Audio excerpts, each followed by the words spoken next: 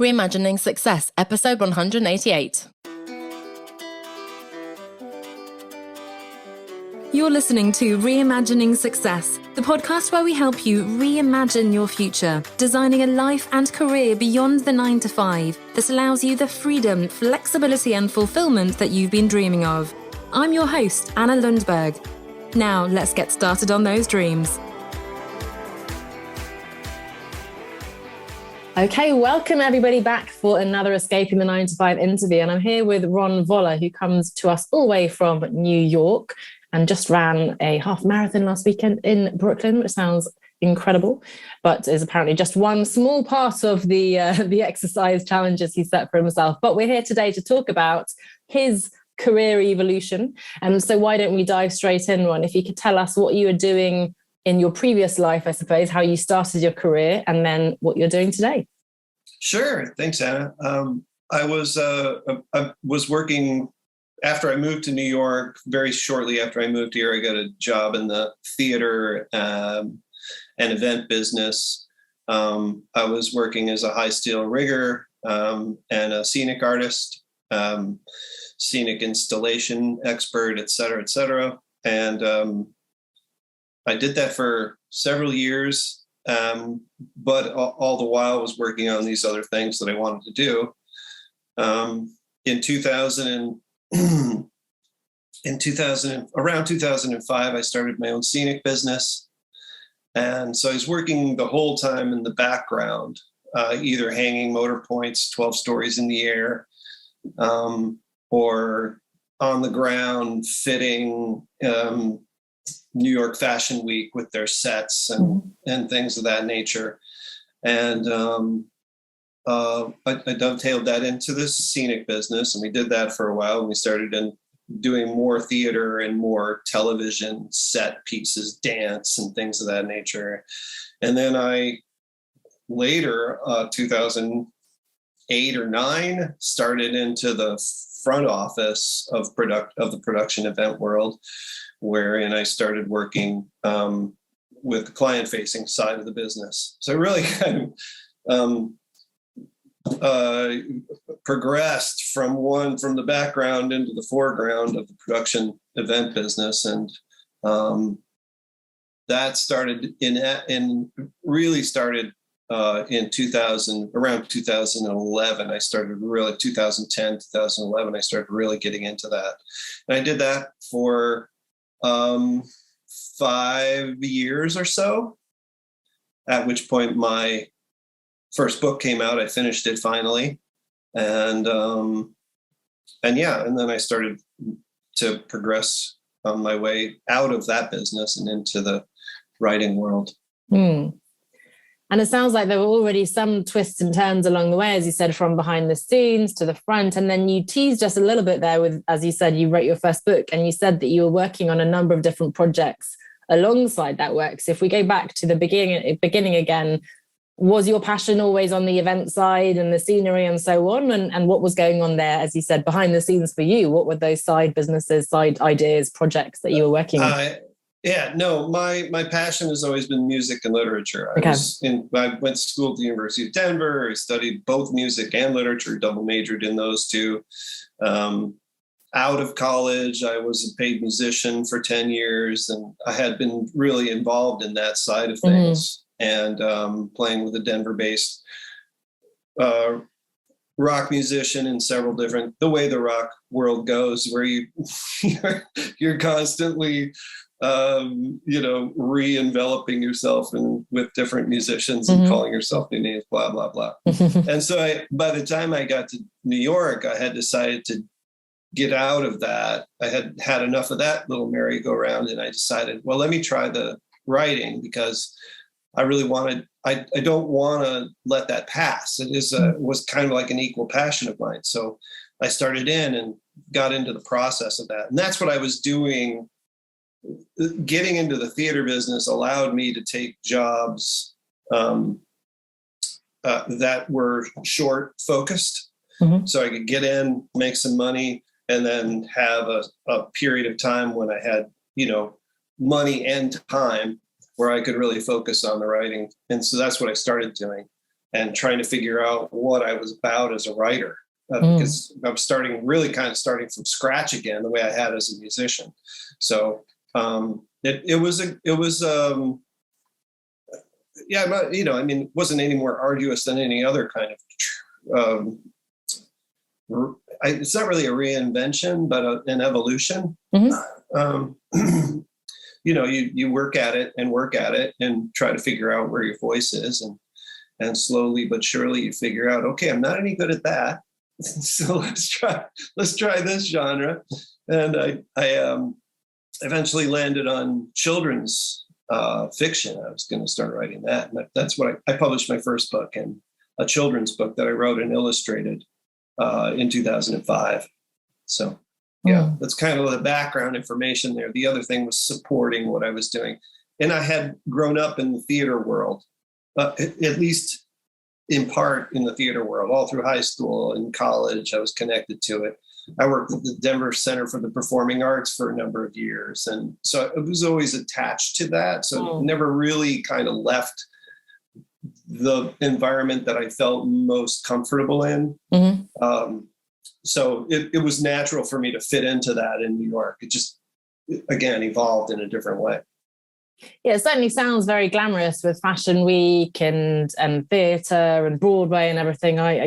We talked a little bit before we went online that we have a few common interests. Musicals and theatre is one of mine as well. So, it sounds amazing. And you mentioned there, of course, money and time being pretty important pieces of the puzzle as well. Looking back over these different choices you've made, do you think you value different things at different times? Obviously, coming out of college, did you have different priorities? And then, more recently now, has your perspective shifted on what's important to you?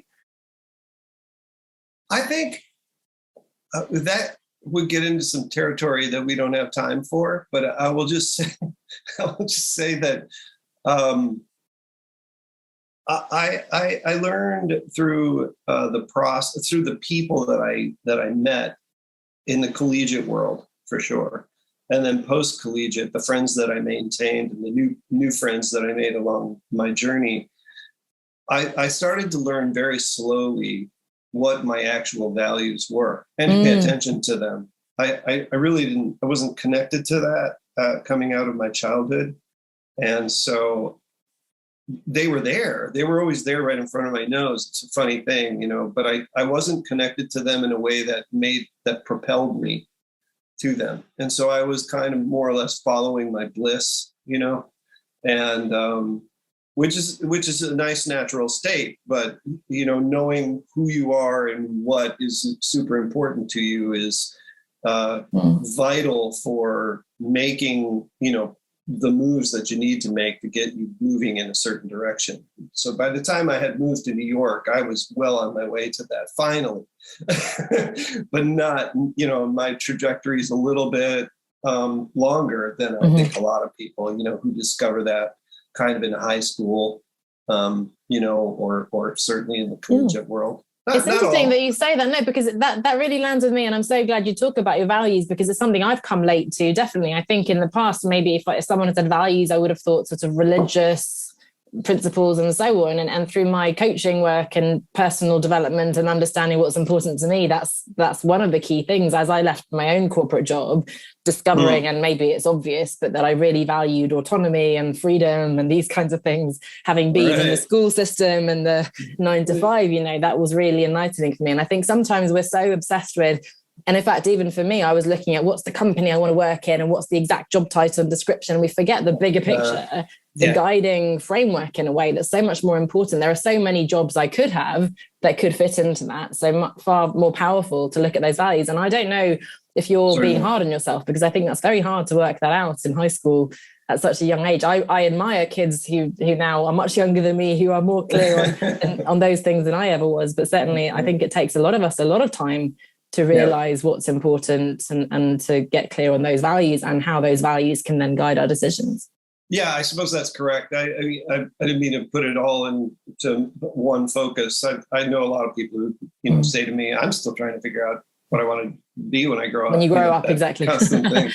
So there is a lot of that for sure. I did know what I wanted. I knew what I loved. I knew what I was curious about. those things have always, like I said, they've always been kind of with me. But the things that I specifically kind of value as an artist, I mean, we all have similar things. I think a lot of us have similar things that we tend to value, whether it's, travel, family, friends, that kind of stuff. But as an artist, as a, in my world, what are my, and kind of understanding that sooner than later is a good way to kind of keep yourself focused. And you're right. I think that it probably in terms of your evolution through life, you're probably getting to those things a little bit later on. You're maybe not quite as in touch with that when you're in teen years. So. And in terms of, obviously, you initially started a business and another business, and now you've become a writer as well. You mentioned the difficulty, at least the process of discovering what you're not so good at, what you are good at. What have been some of the other challenges or difficulties in making the transition for you? What's been difficult to lean into this new direction? New York City is not a cheap place to live. So roof over the head is obviously a thing, which, has been the hardest part of the transition is, as you're gaining momentum, what things are you maintaining, a hold on, that's part of the reason why I'm still in production, because, I haven't done any for, 3 years, but, and everything's fine. But, you maintain your grip on those things so that you're attached to the world enough that if something, goes wrong or whatever, you do what you need to do. And I love the environment, especially in the field production world, maintaining storylines during filming productions and things. Kind of really interesting work. I have a lot of ideas. So trying to figure out what the pipeline looks like in terms of priorities is a thing. Obviously, some of the work I'm in is fiction-based, especially with the children's world. Those tend to be, well, it depends. If you're writing a novel, then I spend some time developing what that environment looks like in my mind, what it looks like, and get that down, what the characters are like, who they are, at least a beginning of that, try to develop some of that. But generally speaking, even that approach doesn't take quite as long as a long research project. I mean, I spent 15 years developing the research that I needed to write these first 2 books. Okay. Wow. And so it can take a very long time, depending on how marginalized your subject matter is.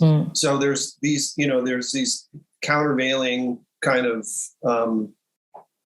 winds that you just sort of have to navigate, That's probably the hardest part, is just figuring out what kind of makes most sense in terms of, okay, here's where we are.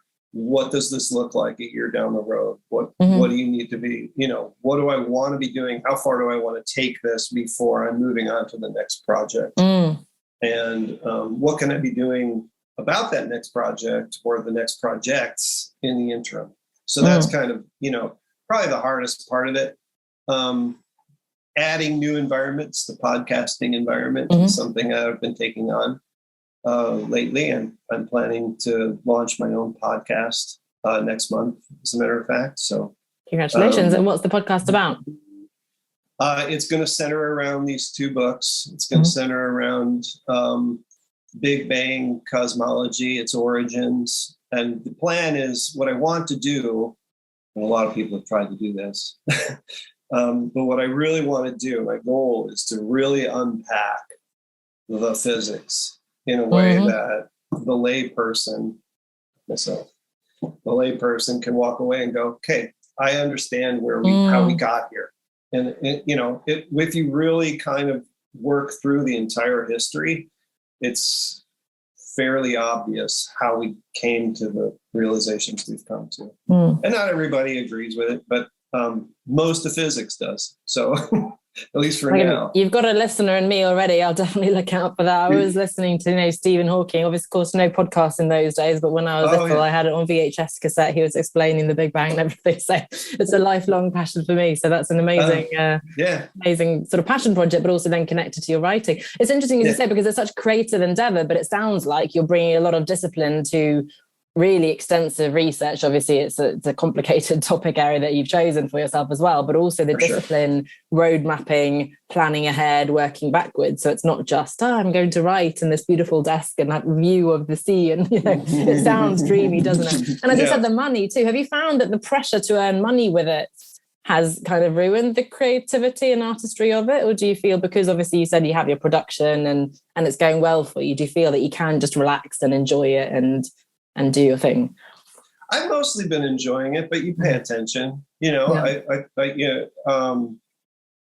I'm not Doris Kearns Goodwin. I'm not Walter Isaacson. So, I need to pay a little attention to how it's going. The ball is rolling and things are moving well. So you just, you keep, like I said, just trying to add the layers to those early successes. But I'm not super concerned about it either. I think things are going rather well. And what are you most enjoying about it? What is going well? What's the the best part of life at the moment? Writing is such a bizarre mix of isolation.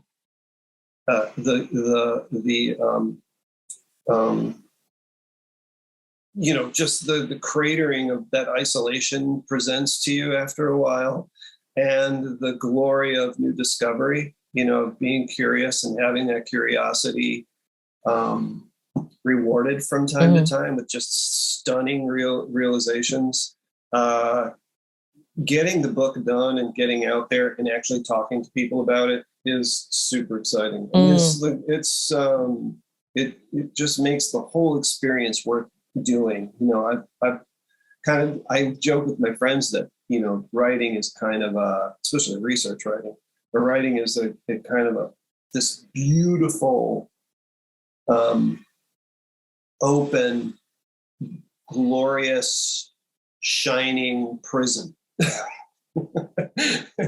and your goal is there's a way out. You can there's a way out.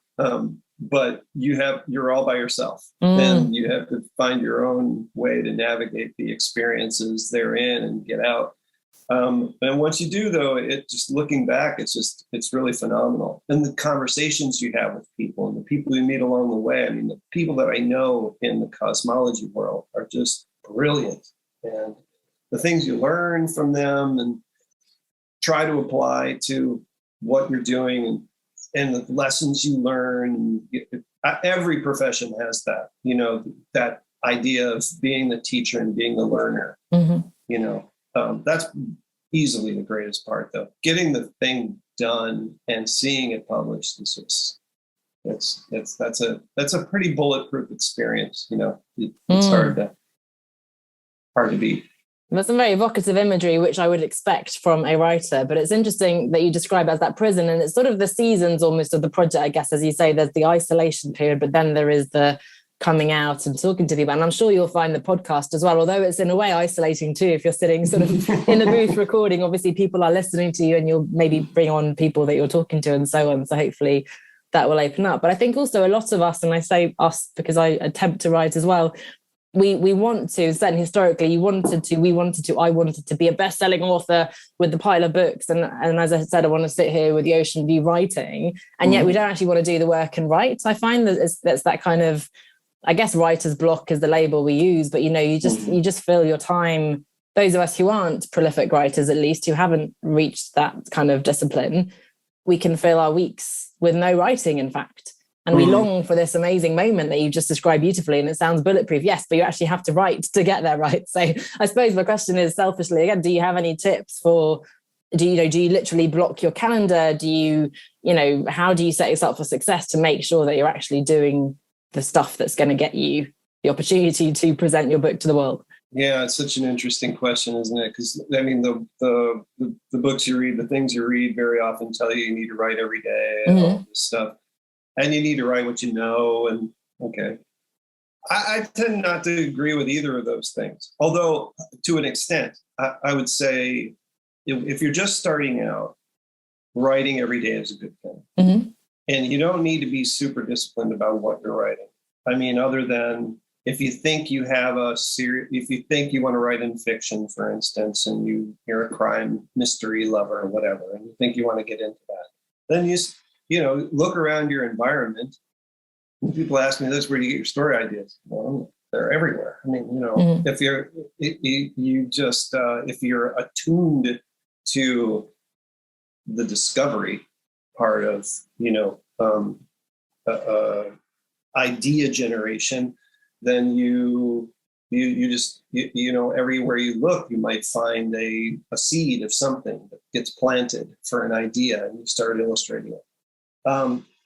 Curiosity is, to my mind anyway, more important than what you know. If you're curious about a topic or a theme for a book, that's going to propel you far better than just simply writing what you know. Very often we're bored by what we know. If it's not something really scintillating. So I think being curious about the world and being curious about, the subjects that are important to you is the way forward. So learning, writing a lot does one thing overall. I mentioned it at the top of this, and that is it kind of, if you're writing and you're presenting the stuff that you're writing to people and whose idea, who are going to be level with you and be honest, not just tell you everything is lovely and rosy. If you have that kind of audience, you're going to figure out, you see when the lights go on. Somebody reads something and goes, "What? Wow, you can't do that," or that was really good. Okay, I didn't like that last thing you did. The theater thing is not you, but this is pretty good. So you start to get a sense of what you're good at and what you feel good in and that sort of thing. The rest is just persistence. That is the killer, isn't it? Be passionate about what you want to write about and be persistent, because you do it. It can be really a slog, and some people really, really suffer some writers really suffer during the writing process. So yeah, and that's sort of the starving and struggling artist image that we have in mind, I suppose, which is not necessarily reality, but it's inherited.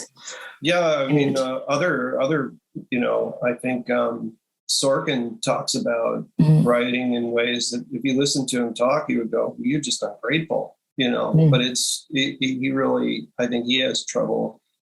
The process is laborious, at least at times. Yeah. I mean, I'm sure that he has, like I do, moments where you just go, "Oh my God, that was the coolest thing."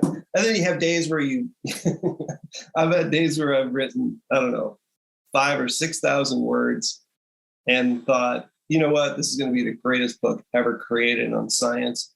And go back the next day and read what I wrote and just go, what were you thinking? So. I think I don't know if you're familiar with is it Stephen Pressfield's The War of Art. He writes a lot about that. I believe I've read it some years ago, and I often recommend it to clients. But I think the comparison he gave was, if you're a lorry driver, like you're driving a big truck, you're not like one day you wake up, it's like, "Oh, I have driving block, I can't drive today." That's that persistence of, look, you just need to like sit down and write. And the other thing, if you're familiar with Angela Duckworth, she's written the book Grit. She did a lot of research at UPenn on grit, which she calls, and it's those two things you said. In fact, it's the passion and the clarity of the big purpose, and then it is the persistence of doing the work and being resilient and so on. So I think those are so cool, aren't they, to know why you're doing it and what you're curious about, what you're excited about, but then also you do need to do the work, unfortunately. Or fortunately, that's part of the joy though, isn't it, as well, because you enjoy it and then you get to reap the benefits once you've finished. Absolutely. I love that there's the war of art and the art of war. Yes. But we all have bad days at the office. I mean, no one should be looking at writers or musicians, or just look at the cavalcade of celebrities filing through, psychiatric wards to know that it's not all that roses. And I mean, even my experience in the theater, that was a very dirty fingernail kind of experience. It's not as glamorous. Well, that's it. I think anything that's unfamiliar, it sounds so, we romanticize it, we idolize it, but actually once you work in the kitchen, you see how they make the food, and suddenly it's not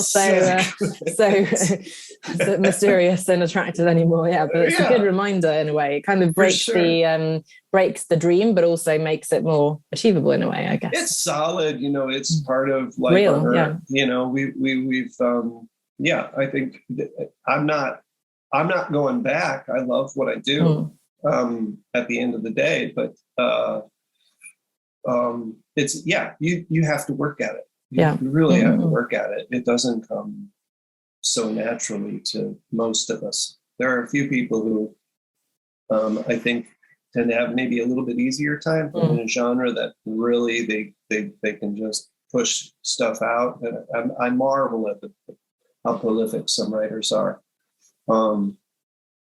Just really, really good storytellers. Really, really get it. Probably as good at telling a story as they are writing it, which is they're not the same thing. It's mutually exclusive. For most of us. But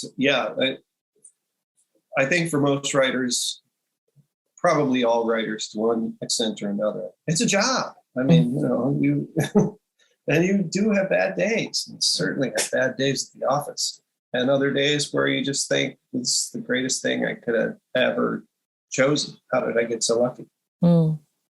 And speaking of job, I talk about escaping the 9 to 5, and initially I did, I guess, mean the job itself, but more and more I think of escaping the structure of working, obviously Monday to Friday in an office and so on. So I'm curious, what does that look like for you? Are you quite flexible with where you work? Is it your energy? I know you do a lot of things other than working as well. So what does that kind of more flexible routine look like for you?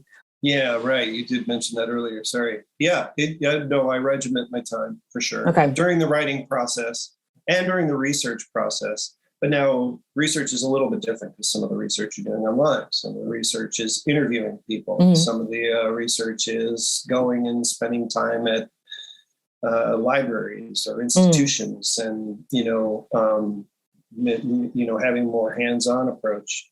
But in that case, the scenery is changing, and you're dealing with other people's schedule. But just in terms of the writing, I very definitely have a regimented schedule. I get up, I do a certain number of things. I'm athletic by nature, so I schedule my time so that I know that I have. It just depends on what end of the process I'm at, but 2 to 6 hours of proper writing time. Okay. And that can change based on what I'm working on. The longer time periods, you're usually the research end of it. So you're jotting things down. It just takes more time. Yeah. But you definitely need to be regimented. That's the persistence part of it. That's when you get up and you're like, oh man, I just don't feel like it today. And then you go. Yeah. Just a little bit. Yeah. Just, sneak something in, because it's a long process. And once you start talking yourself out of a daily routine, you really can, you can really fall off. Well, speaking of athleticism, I think a rule within sort of fitness that I always see on Instagram is, never skip a Monday kind of thing. So it's, at least, but you need to start the week. If you Monday morning go, oh, I'm too tired, then easily that becomes Tuesday, Wednesday, and suddenly the week's gone. So there's another book, I think it's Brian Tracy, who's written Eat the Frog, who says you need to do the most disgusting, horrible, challenging thing first thing in the morning, and I think first thing in the week too, because then if you do nothing else, at least you've eaten the frog, right? So I think if it is something important to you, like writing, whatever, that needs to come first, and then everything else kind of fits in around it, doesn't it? So it's that kind of do it first. If it really is a priority for you, then prioritize it, make it a priority. I would say so, if it fits into your natural process. But it sounds like you read a lot, and that's another thing I think some people get into the writing world or whatever world it is they want to get into, and they read about it and they, take courses, and they, I did study literature in college, but I've never been, I don't really read the books about how to be a writer. I'm not wired that way. And if you are, then you should, by all means partake. But the bottom line is, persistence is about routine. It's about discipline, all those things that we as adults, I don't want to grow up either, but I force myself into it because, it's these projects are, they take a while to get where you really need them. So, and you should, if in the writing business, I know that this show isn't necessarily about writing, but if you are thinking about getting into the writing business, make sure you have a good community around you, a network around you, people that you trust, because that editing process, especially early on in the game, is vital. It really can help propel you. The reading books is funny because I am wired that way, and that's always my go-to is to read. These are not necessarily books about writing. It's also about business and time management, whatever. But I agree with you. And even for me, or especially for me, maybe, and my kind of type, it's really important that we don't use that as an excuse, because I think, as you mentioned, being comfortable in that world. And if we allow ourselves just to, I'm going to do a course on writing, I'm going to read a book on writing, that's great. But at some point you do actually need to write as well. And sometimes we can use that almost like procrastination. So there are, another book, it reminds me now because it's been some time, but Stephen King wrote a book on writing, which is also really about the discipline of how he wrote and so on. But again, it's all very well that I read the book. If I don't then just sit down and write something myself, I'm never going to actually get anywhere. So it's a good, little prod to remind me and other people, whether it's writing or something else, right? Doing another course, reading another book is not actually going to get you to where you want to be. It's interesting, it can be useful, but ultimately you have to sit down and do the work yourself. Agree.